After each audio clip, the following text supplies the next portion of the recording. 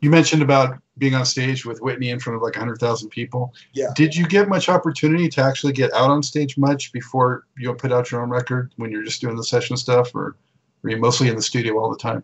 I was mostly in the studio. I traveled with Ray Parker Jr. I traveled with George Duke. I traveled with the Crusaders. So not a lot, but you know, from time to time, you know, with Patrice obviously in her band. So I got a chance to do it some. Not a lot, but some. Yeah. Any particular memories other than the Whitney from the road that stand out? Yes. 1983, George Duke in Japan. We were shooting at that time what was a laser disc. That's what they were back then. And so it's live recording with cameras and a whole shot. And one by one throughout the entire concert, stuff was falling apart. Bass rig shutting off, keyboard shutting off, just a variety of things. Everything that could go wrong went wrong. And so, so the engineer, Tommy Vicari, is in the truck and he goes, "Oh no, this is terrible." And the Japanese producer turns around, "But you can fix it, right?" So we ended up having to shoot it again. So that was one memory that's fond memory that we had to, that the video that came out was actually the second one, because the first one kind of went down in flames. Yeah, but that was a fond memory. Were you planning on doing more shows anyway, or did you have to add a show? We had lots of shows scheduled. So yeah, we were planning to do a lot of them. Was that your first trip to someplace like Japan? That was my, I think that was my third trip to Japan that time with George. Oh. Yeah. I'd been with Ray Parker and I think that time with George. So I think it was my third trip to Japan. I've always admired Ray Parker. I mean, he's so versatile, and the stuff he did before he went out on his own. What can you tell us about his style that you think is special? Oh, he mastered the art of making a song feel good. And that's probably the most important thing in the world. It's not the part. It's not the notes. Well, I shouldn't say it's not the part. It's not the notes. It's not the amount of notes. It's not the amount of playing. It's making the song feel good. And he mastered the art of making a song feel good. I'd say that's first and foremost his, obviously choice of notes and harmony and rhythmic approach and all those things. But he mastered the art of making a song feel good. So when you got involved so early, did that impact your school, or did you have any harassment from parents or anything like that? Too much time with music? No, in fact, I tell the story that my first roadie was my mom with her car, her everyday driving car, was the biggest van that Chevy made, because we had a band, the family had a band, I had friends, and so we would always load all our gear in her car. And so when I first started doing sessions, she would load all my gear in her truck and drop me off, and then she'd go to work, and after the session she'd come and pick me up. So my parents were and are very supportive to this day. Tell the story that when I was 16 years old, I think, for a Christmas present, my dad took his Christmas bonus and bought me a Gibson 335, which I obviously still have to this day. But at 16 years old, there was no guarantee I was going to be anything in music. But by faith, he bought it, and I think about that every day, because you think about it, it's like, wait a minute, kid's 16 years old, there's no guarantee he's going to be a good musician, So they were very, very supportive. Oh, that's great. Yeah. So let's talk about getting to your solo career. Mm-hmm. I imagine you must have picked up so many tricks of the trade and so many, inside lines on producing, on arranging, on recording, on everything by the time you went and did it yourself. So what was it like when you finally got to be Paul Jackson Jr. on record? Scary. I tell people all the time, I'm an average race fan, like you said, car fan. I can tell you that a Pro Stock car has a 500 cubic inch all aluminum engine. I can tell you it's got a Liberty 5-speed transmission. I can tell you that the horsepower rating is about, I don't know, these days about 2,500, I guess. I can tell you that quarter mile is 5,280 feet. I can tell you a lot about a Pro Stock car, but I've never driven one. So it's a similar thing when you're in charge of your own product. As having one component, the guitar part of a song, is one thing. being in charge of writing the song, playing the song, making sure the song sounds good recorded wise, mixing the song, and presenting a finished product that is a representation of your personal creative, your personal creativity. That's a whole nother story. And that's another skill set that you have to work on. So, you know, fortunately, I've been doing demos of my own for years and buying tape. We did tape back then. So buying reels of tape and working on songs and writing terrible songs and getting turned down and worked on. So I'd been working on that skill set for a while by the time I actually did get a record deal. But it's a totally different hat that you put on. Oh, I imagine there's so many elements to it. I mean, even just posing for pictures and doing the press. And oh, yeah, a lot of variables, you know. Yeah. So it's maybe early on where you kind of like, what am I getting myself into? Or were you... Absolutely. Like, wow, what am I doing? So, you know, you just go forward by faith and hope it works out okay, you know. Are there any particular memories you have about actually making that first record that stand out to you? And how satisfied were you with the final product? I was actually very satisfied. One thing I remember was I'd never mixed a record. And so I was thinking, man, okay, like it sounds okay, but man, when we mix this record, it's going to be amazing because you go in the studio and you mix it. And I remember mixing the record and it sounded like a little bit better version of the finished tracks. And I was like, So I guess mixing doesn't change it into a whole nother song. You know, I guess maybe I better make sure that the song is all the way there before we get to the mixing stage. I remember that. But, you know, the first record got nominated for a Grammy and kind of really confirmed that I was in the right direction. So I was really happy with it. Well, and did you tour on that one record? Limited amount. I played some live dates, a few, but not as many as I probably could have. TV, videos? Videos, did a few videos, yeah. Did some videos. Not a lot of TV, a little bit of TV. I remember being featured artist in the first Soul Train Awards. That was kind of fun. That was a lot of fun. Myself with George Duke and some other folks. So that was a lot of fun. But you know, in retrospect, if there was a way to be in the studio and tour at the same time, that would have been the best way to do it. How much did you have to slow down your session work to do your own record? I was actually, yeah, I was able to keep doing things and writing for television and other things that I was working on. So fortunately, yeah, I was able to keep a lot of things in the air at that time.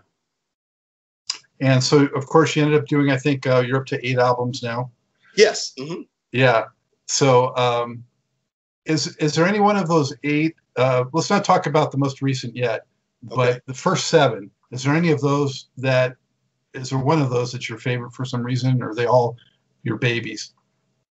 Probably of those first 7, probably Still Small Voice, because of the song Still Small Voice, the biblical connection there. And also it had It's a Shame on it, which was a big single for me. So that was a big thing. And so probably Still Small Voice would be, of those 7, probably the most memorable. I'm guessing probably the most involved to put together was the duets. Actually, yes, logistically, but fortunately, we have a lot of relationship. We have good relationship with a lot of guys. So getting Howard Hewitt, was easy, and calling George Duke and Sheila E. was because people I work with all the time, Najee, and then my producer, Ollie Brown, grew up in Detroit, so he grew up with Earl Klugh. So getting Earl Klugh on there was pretty easy, and then I'd worked with Jeff Lorber and different folks. So fortunately, it was just an outgrowth of relationships I had already had, working a lot with Tom Scott, not only on his records, but also motion pictures that he scored. And so getting Tom. So it was actually not as difficult as one might think. It was kind of just calling your buddies and say, hey, I'm working on a record. Can you come and play? Nice. It's always good when it works out like that. Yeah, it was a good thing. Anyone come to mind that you would say is sort of an eccentric genius that you worked with? Probably most of the people that I work with. Yeah. I think everybody has their own quirkiness, if you will. And I think I figured out why. When you become a musician, you spend hours and hours and hours and hours by yourself. just practicing. And you spend lots of time with other people that do exactly what you're doing. So interpersonal skills, communicative skills, dealing with people, dealing with situations, you don't do a lot of that. You're spending, and I think that has manifests its way in other, in other ways in terms of people's personalities. So I think that's a reason for that. So I would say that most of my friends who are musicians are a little bit left of center. Looking back at all those folks that you worked with, was there any project that you turned down or that you weren't able to do that you kind of wish you were able to do? Yes, there was one big one. Let's see, it was in '87. It was is that the Thriller tour? Might have been the Thriller tour. It was Victory tour for Michael Jackson in 1987. David Williams had some commitments, so he wasn't going to be able to join the tour for about 6 or 7 months. And they actually asked me to go. And I couldn't go for 2 reasons. Number one, I had just gotten the record deal which turned out to be I Came to Play. And my daughter was born in 1988. And I said, I didn't want to go on the road and come back. And a year later, and my daughter says, hey, who is this guy? So I turned it down. I wish I'd have been able to do both, but hey, you know what? It worked out okay. I have a great relationship with a great daughter, and I'm still recording, and still got to work a lot with Michael. So, it's all good.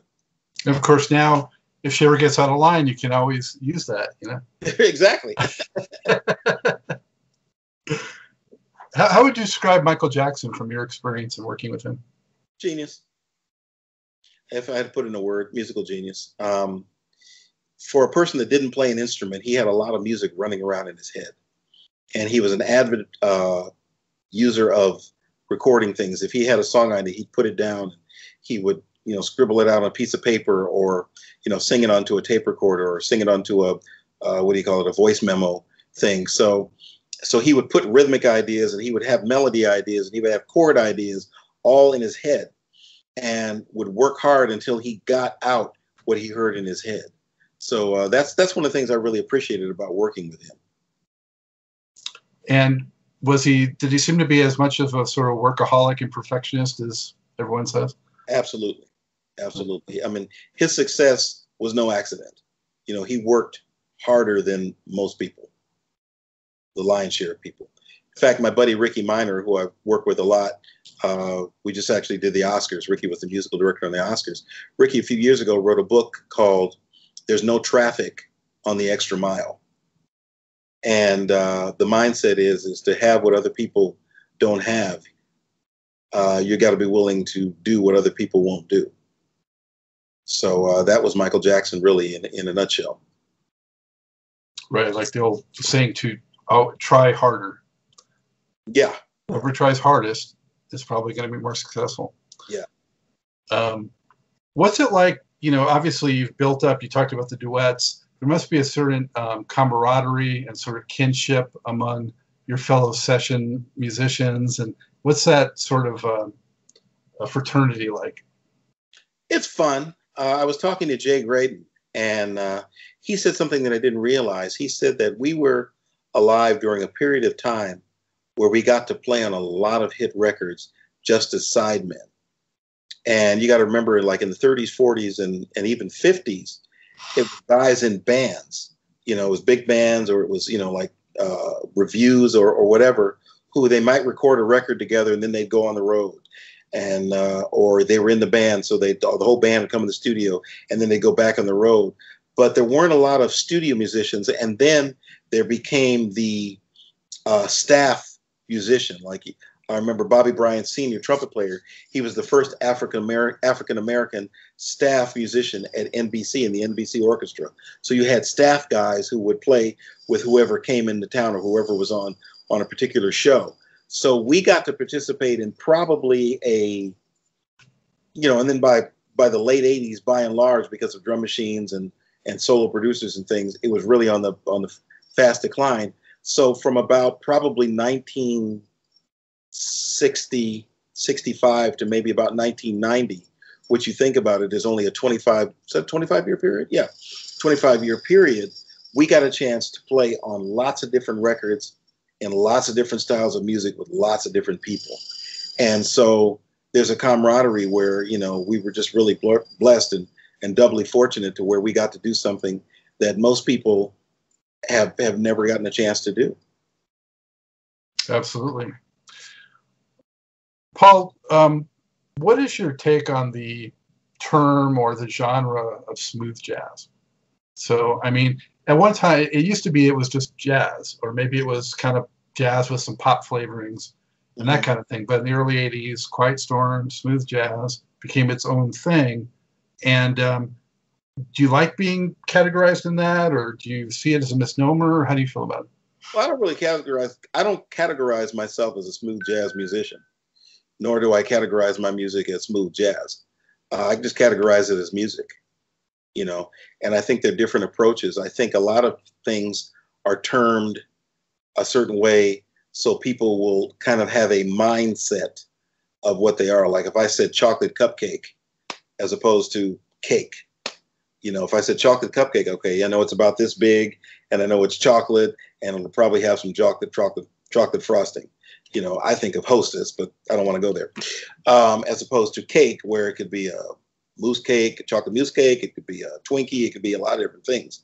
So I think the term smooth jazz was really kind of to hone down the broad term, and so people will say, okay, well, if it's smooth jazz, I know it probably has a groove, I know it's probably R&B oriented, and those kind of things. So I think it's really just a kind of a term to kind of like hone in for the listeners as to, you know, what the initial approach is, or kind of give them an idea of what they'd be listening to. How much creative freedom did the labels give you? Oh, pretty much infinite. You know, I mean, you have to have freedom of creative expression. You know, when you think about it, back when Wes Montgomery recorded "Fly Me to the Moon" and all those tunes for Wake Up Jackson, for CTI, for Creed Taylor, he was looked at as being a little bit of a sellout from his bebop days, you know, but it's just a different expression with a different way. So, and he had creativity, and that's something Creed Taylor wanted to try, and he wanted to try. So, or something he did. I don't know if he wanted to try it or not. So, in terms of myself, well, now I have, you know, infinite creativity because I have my own label. But even when I was on Atlantic and Blue Note, infinite creativity. Just try stuff. Just make it good. You know, that's always my goal, is not to make it in a genre, just to make it great. You know.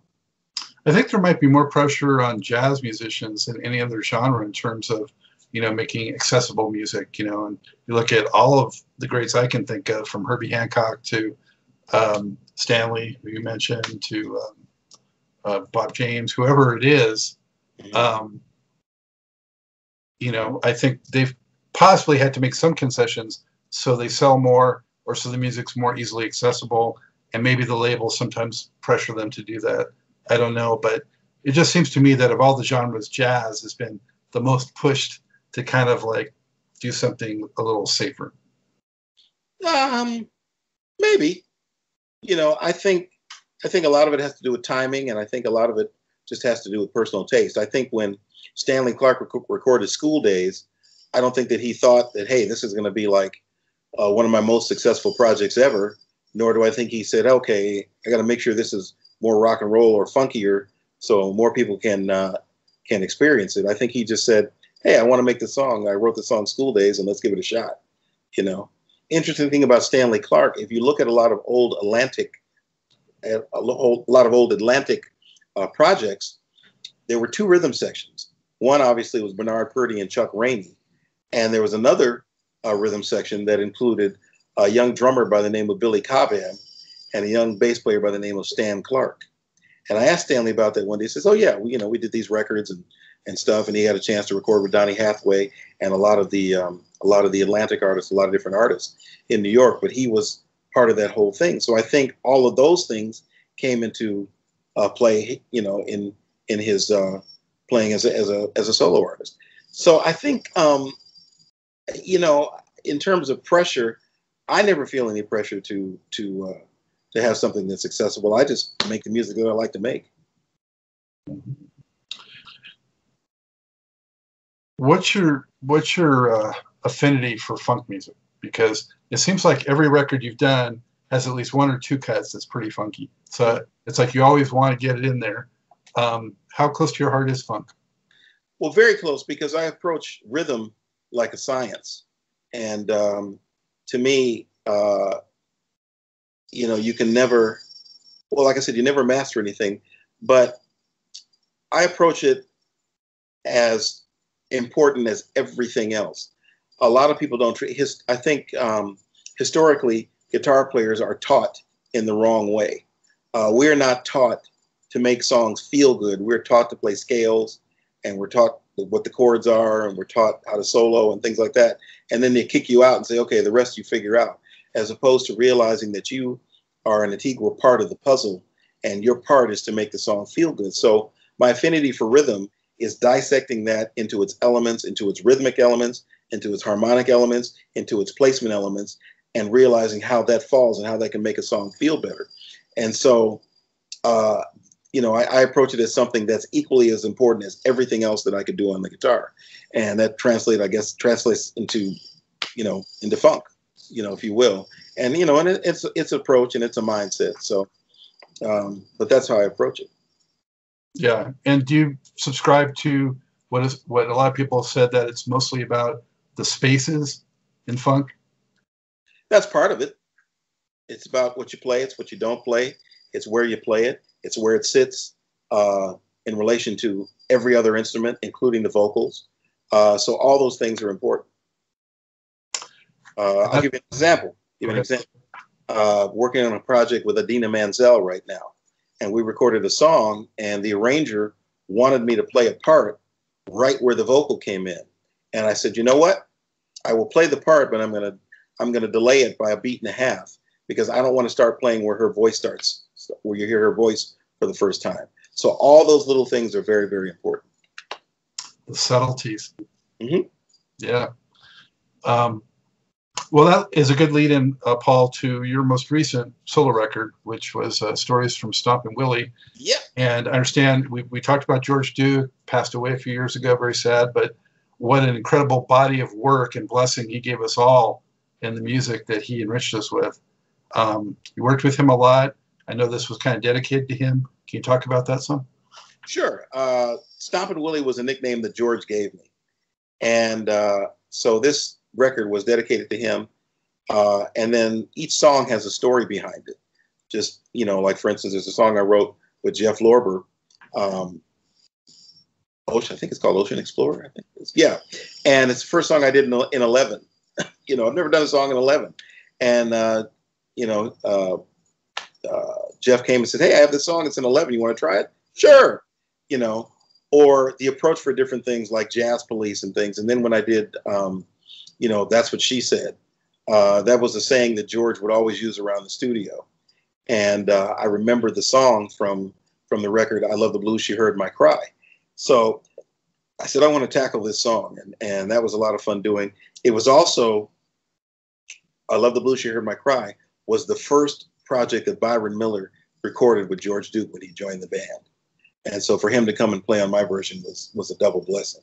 So it was just, it was a labor of love. And, like I said, expressing myself, not only musically, but, telling stories and telling the impetus behind each song, I thought was important. And it was fun, Yeah, it's a great record. It might definitely right up there for me with all your records. Might be my favorite because I'm partial to funk, but definitely your funkiest record overall, I would have to say. You agree? Not necessarily. No? No, not necessarily. I've done things before that are funkier. It's just a different approach, just trying to say different things, and I don't know. I don't think I'd agree with that necessarily. I think I think I Came to Play was pretty funky.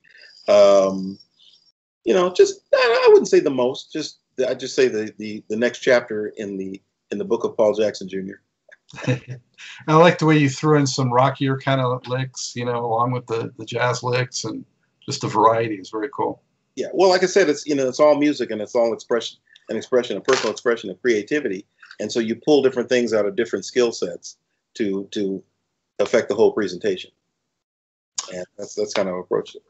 And what did the Duke impart on you musically? or even spiritually? Well, George's thing was, number one, like you said, make it feel good. If you're going to, always try to say something, and keep working hard and keep pulling and keep drawing, and don't ever be satisfied with, the fact that you've been successful at this or successful at that, or even that you're good at this or that. Always push for something better. Always try to make it better. And George was always inspiring me to be better. So for me, that's really what I got from him.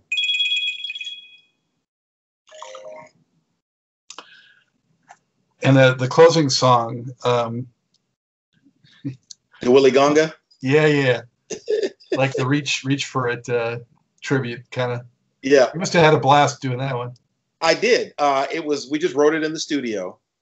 And the Willie Gonga was George's pseudonym when he worked on other people's records.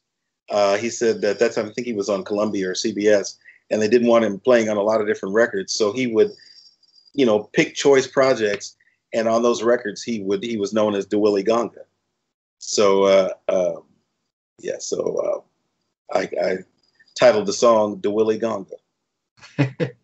And, yeah. I don't have all the credits, Paul. Who did most of the vocals on that?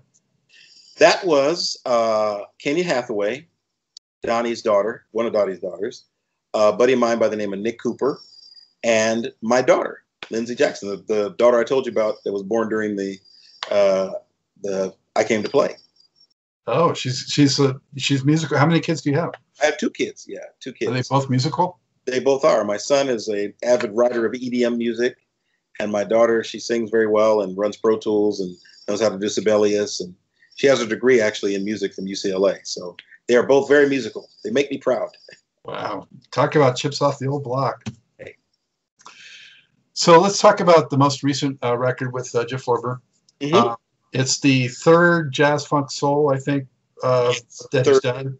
Yeah. But your first one with you. So tell us how you got involved in that trio and project. Well, it's kind of a bittersweet story. Jeff and Everett were doing shows with Chuck Loeb, and Shawnee said, well, why don't you guys record the franchise?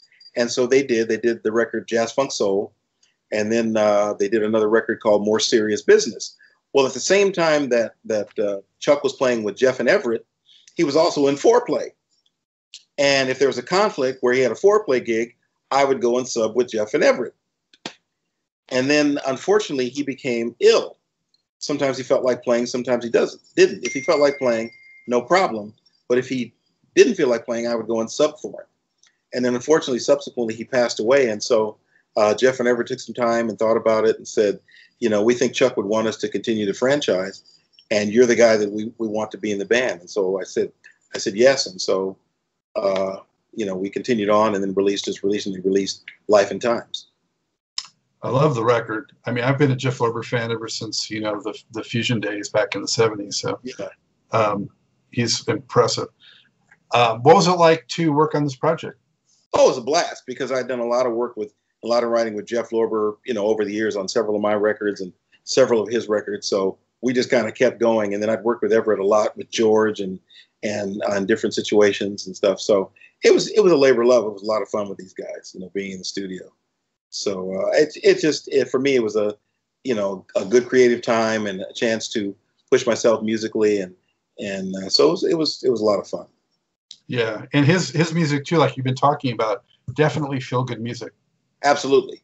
Yeah. He has the unique, and so did Chuck. Both of them have the unique ability to infuse a lot of bebop within the confines of a groove tune, and so that's one of the things I enjoy about this group is we can take it anywhere harmonically and still keep it, feel good music.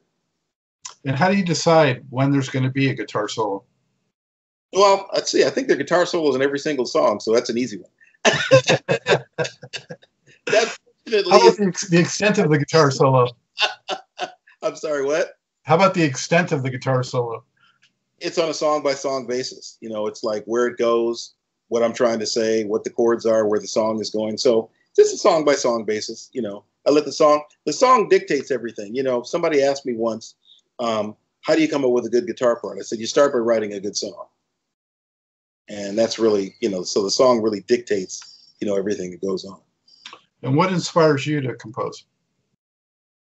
Just things I'm hearing. It could be, somebody asked me that the other day, how do you write a song? It can start from the bottom up or it can start from the top down. Sometimes I'll hear a melody. Sometimes I hear a chord progression. Sometimes I hear a bass line. Sometimes I just hear a drum beat. And so it can emanate from a variety of different things. And have you written songs with lyrics as well? I always work with a lyricist.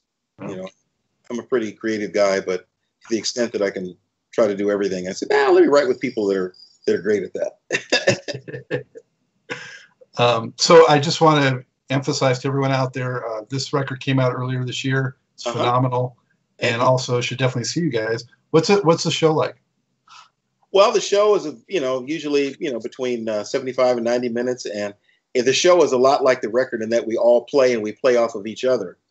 But the good thing is that live, you don't have to shorten the solos. You don't have to say, okay, we got to stay within the confines of 4 minutes and 30 seconds for radio, or 4 minutes and 30 seconds for the sake of, whatever.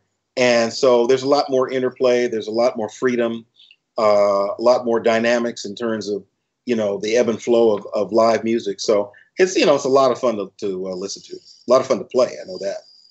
And how much more extensively are you guys going to be going out? Just about every weekend for the rest of the year. We're going out doing festivals and a few clubs and stuff. So, and then we're doing another cruise next year. We did the Dave Koz cruise this year. So we're doing a smooth jazz cruise next year. So got a lot of stuff coming up, which is great. That is great. Are there any guitarists that have come along in the past 5-10 years that impress you? Oh, yeah. Oh, gosh. Anyone particular? Adam Agati, who played with Marcus Miller a lot. John Jubu Smith, Chris Payton, Isaiah Sharkey. Isaiah Sharkey is an amazing young guitar player. Amazing. Who else? Been a few guys, but those are the ones that I think of off the top of my head. Eric Walls, amazing guitar player. Those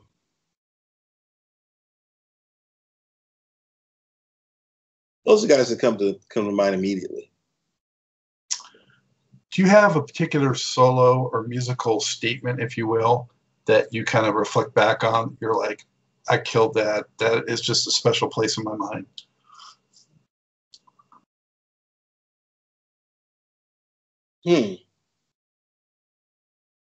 No, I don't think I played it yet. In terms of, where I go, man, that was just so amazing. I just need to jump back and kiss myself, like James Brown would say. Not yet. Don't think so. Not yet. Still working toward it. I think when I do, get to the point where I said, man, I killed that solo, then it's probably time to quit. Because I tell people all the time, once you feel like you've mastered the instrument, you need to stop. Because you're not going to learn anything else, But so I don't think I played it yet. Oh, well, if that's the case, I hope you don't ever play it, because I want you to keep going. Well, thank you. What are you most proud of, looking back, of all your accomplishments in your career? If you want to say proud, I think I'm really proud of a couple of things. And pride is probably the wrong word, probably grateful. I want to say I'm grateful to the Lord that he allowed me to have a fun career. There's a scripture in the Bible that says your gift will make room for you and bring you before great men. And playing the guitar has taken me all over the world. It's taken me to the Grammys, the Emmys, the Oscars, The Tonight Show, American Idol. It's taken me to South Africa, Japan, Paris, Portugal, South America. The guitar before, at this point, hundreds of thousands of people. It's maybe one of the most recorded musicians, not only on the guitar, but in the history of music as a musician. So it's probably that the Lord allowed me to do that. And the other thing is grateful to my parents that they allowed me to pursue it. I had a lot of friends who their parents say, okay, well, no, that music thing, musicians are always on drugs, or, you better have something to fall back on, or go get you a real job. My parents never did that. The only thing they told me was to keep studying. And so probably proud is probably the wrong word. Probably the better word is grateful. Grateful to the Lord that he allowed me to do it, and grateful to my parents that they took a chance and sacrificed what they did to allow me to do it. Wow. So what's next, Paul? Well, what's next is working on a new record right now, which will be out sometime in the early part of next year, which will be called More Stories. Yes! Yeah, it'll be called More Stories. Actually going to Atlanta this week to play at a club called Sweet Food Lounge. That's this Thursday for their Thursday night jazz series. Doing more dates with Jazz Funk Soul. Get back to USC the third week of August to do more instruction, more teaching. And so a bunch of stuff, got some recording sessions here that are coming up. More stuff with Adina Menzel. And so a lot of good stuff. Yeah. So 2020 for an album, or? Yeah, 2020 for a new CD, new project. Yep. Nice. And some of the usual suspects are helping you out? Don't know yet.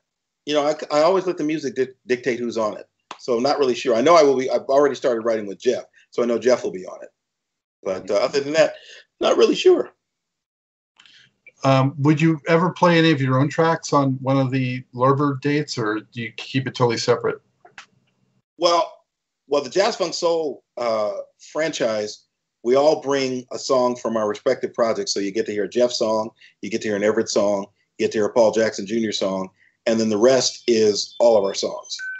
But the good thing about the Jeff songs or the Everett songs or the Paul songs is other people are playing on them. So in a Paul song, you'll hear a Jeff solo, you hear an Everett solo, and same thing in an Everett song, you hear a Paul solo and a Jeff solo, and so forth. So we do bring our own songs, but the mandate, if you will, is there has to be something for the other guys to play. Do you have someone sit in on bass, or you just don't have bass? We have a bass player and a drummer, a different bass player and drummer for each gig. Gotcha. Any message you'd like to get out to your fans? Sure. Absolutely. Scripture in the Bible, it says that if you acknowledge the Lord in all of your ways, he will direct your path. Bible says the steps of a righteous man are ordered by God. So in anything you're doing, if you acknowledge the Lord, he's going to make sure that you go in the right direction. And the other thing is, like we talked about earlier, is if you want to have what other people don't have, you got to be willing to do what other people won't do. And people will call you crazy. People will call you myopic. People will call you a nerd. People will call you antisocial. And they will call you that all the way to the bank. Got to let that noise be noise and go right through it. Push through it. The thing that I always say is, Lord bless you real good and stay funky. I like that. Hey, it's been a blast, Paul. Thank you so much. Really great good stories. Yeah. Hey, back at Truth and Rhythm headquarters. Man, you could just feel the energy and positivity coming off that guy. It's a good thing he is so grounded. I guess you'd have to be in order to log so many recording sessions, but he'd also have to be in order to continue taking in stride, working with all those legends. I think that strong foundation of parental support played an important role, but wow, what a professional. And I love how he continues to be so passionate about his craft and continues to push for new musical horizons. It's hard not to root for a guy like that. And so I want to, again, thank sincerely Paul Jackson Jr. for sharing all these stories with Truth and Rhythm. Also, as always, I want to thank you, the viewers and listeners, for your continued support and interest in the show. Much appreciated. If you haven't already done so, subscribe. Subscribe to the Funkin' Stuff channel on YouTube. That's where Truth and Rhythm lives. And you'll get the show before anyone else does. You'll get inside line and what's coming up next and some other goodies. So it's free. Subscribe. Much appreciated. Support these jazz, R&B, and funk artists and this program. Speaking of which, you can even go a step farther than that now and actually support with a little donation, helping keep the lights on for this program. Everything costs money. The servers, the domains, there's lots of expenses that go into this. And so anything you can contribute is much appreciated to keep these stories flowing. You do that by going to the funkinstuff.net website, and the right-hand side on every page, there's a link to contribute and support the program. Much appreciated. And if you do a sizable donation, definitely will mention you on the program. That's a promise. Speaking of promises, if you write me at scottg@funkinstuff.net, I promise that I'll respond. Write me just about music, to shoot the breeze, anything that's musically on your mind, what you like about the program, who else you might want to see, what your favorite show is, all that good stuff. Let's talk. It's an interactive two-way deal. So this is your program for the true funk, jazz, and R&B lovers out there. And we keep growing in numbers. So tell a friend, tell family. They'll appreciate it. Who can't help but love this music that touches our souls and moves us? So with that, as always, this is Scott, Dr. GX, saying, keep on vibrating to the rhythm of the one.